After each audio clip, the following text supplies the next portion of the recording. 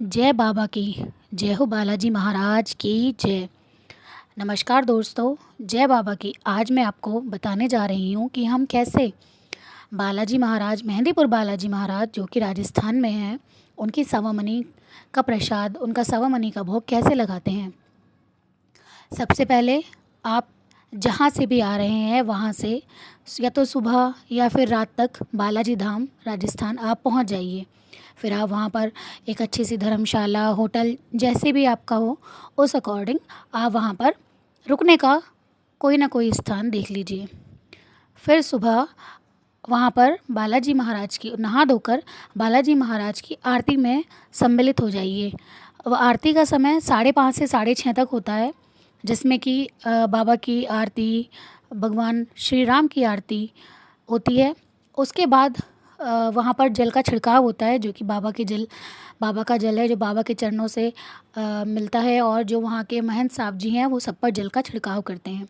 उसके बाद वहीं मंदिर के बराबर में 4-5 काउंटर बने हैं, जो कि बालाजी महाराज के ट्रस्ट द्वारा, मंदिर के ट्रस्ट द्वारा होते हैं। आप इधर उधर किसी दुकान से वो सब कराने की आपको ज़रूरत नहीं है। बस आप जाइए और 4 काउंटर बने हुए हैं, और इसी तरह से वहाँ पर सवा मनी भी अलग अलग है। एक बोर्ड लगा है, उस पर सवा मनी लिखी होगी। फिर भी मैं आपको बता देती हूँ, वहाँ पर हलवा पूरी की सवा मनी, लड्डू पूरी की सवा मनी, 56 भोग, राजभोग और चूरमे के लड्डू की सवा मनी होती है। वो आपकी इच्छा अनुसार, आप जिस भी तरह की सवा मनी आप कराना चाहते हैं, आप काउंटर पर जाइए, बताइए, उसी अकॉर्डिंग वो आपको उसके पैसे बता देंगे कि आपको इतना पे करना है। उसके बाद वो आपकी वहाँ पर सवा मनी लिखी जाएगी। जैसे कि लड्डू पूरी की जो सवा मनी है वो 12,400 रुपये की है। 56 भोग की जो सवा मनी है वो शायद 35,000 रुपये की सवा मनी है। इसी तरह हर सवा मनी का अलग अलग वहाँ पर रुपए लिखे हुए हैं। आप वहाँ पर सवा मनी लिखवाइए, जिसके नाम की सवा मनी आपको लिखवानी है वो लिखवा दीजिए।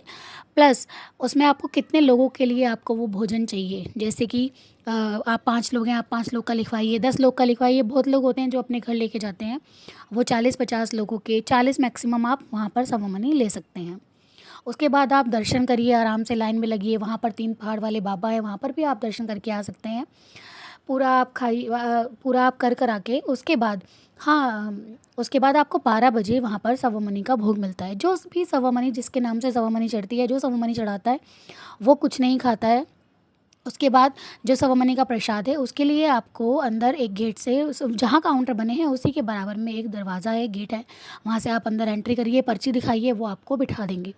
उसके बाद 12-15 तक वो आपको दर्शन के लिए पहले भेजेंगे, क्योंकि सवा मनी का जो प्रसाद है, जो भोग है, वो बाबा को भोग लगाने के बाद ही सवा मनी का प्रसाद बॉक्स में मिलता है, पूरा का पूरा पैक मिलता है, और आपको अंदर से प्रसाद की एक पूरी दी जाती है। उसके बाद सबसे पहले आप दर्शन करिए।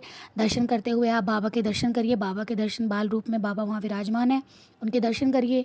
उसके बाद आप प्रेतरा सरकार हैं, भैरव बाबा हैं। उसके बाद आप जब वहाँ से बाहर निकलेंगे, सबसे बाहर आकर उन्होंने एक काउंटर बनाया हुआ है बिल्कुल अलग जगह पर, वहाँ पर जाइए। आप अपनी पर्ची दिखाइए, अपने नाम की पर्ची जो आपने बाहर कटवाई थी काउंटर पे, वो आपको एक पूरा पैकेट आपको देंगे। आपके पूरा सब कुछ उसमें पैक होगा। उसमें जैसे आपने लड्डू की सवा मनी करी है, तो लड्डू, पूरी और 2 तरह की सब्जियाँ उसमें मिलती हैं, वो आपको पूरा पैक मिलेगा। उसके बाद आप बाहर आइए। बाहर आने के बाद आप जिस भी धर्मशाला में रहते हैं, या फिर जहाँ भी आपने घर रूम लिया है, या जिस भी प्रकार, अगर आप मंदिर के बाहर भी, उसमें से आप 3 थालियाँ निकलती हैं। एक थाली मंदिर में जाती है, एक थाली गाय को जाती है, और एक थाली कुत्ते को जाती है। उसके बाद कहा जाता है कि जो आपके मानने हैं, यानी कि जिसको आप लेके आई हैं, जैसे आपके सास ससुर, आपकी नंद, आपके परिवार का कोई भी सदस्य जो कि आपके लिए मान्य है, आप उनको पहले भोजन कराइए। सबसे पहले आप कन्या, अगर आपके परिवार में, तो बहुत ही अच्छा है, अगर कन्या आपके साथ आई है तो आप कन्या को भोजन कराइए। उसके बाद आप अपने मान्य को भोजन कराइए। फिर उसके बाद आप भोजन करिए। जिस धर्मशाला में आप रुके हैं आप उनको भी भोजन करा सकते हैं। बाकी ऐसा नहीं है, बचा हुआ भोजन, अगर आपके पास भोजन बच जाता है, प्रसाद बच जाता है, तो वो प्रसाद आप घर भी लेकर जा सकते हैं। आप अपने मोहल्ले में अपने दोस्तों को, सबको वो प्रसाद बांट सकते हैं। आप सोचिए ना, सब कहते हैं कि नहीं, बाबा का प्रसाद घर नहीं लेके जाना है, ये सब मिथ्या बातें। आप बाबा का प्रसाद घर लेकर जा सकते हैं। किसी भी तरह आप बाबा के प्रसाद को कोई भी मना नहीं करेगा, और वो प्रसाद इतना ज़्यादा आपको अंदर तक तृप्ति कराता है। बाबा का प्रसाद है वो, लोग तरसते हैं उस प्रसाद के लिए। तो आप उसको, जो लड्डू हैं वो तो आप फ्रिज में रख के 10-10 12-12 दिन तक भी वो लड्डू ख़राब नहीं होते हैं। सब कुछ देसी घी में बना होता है।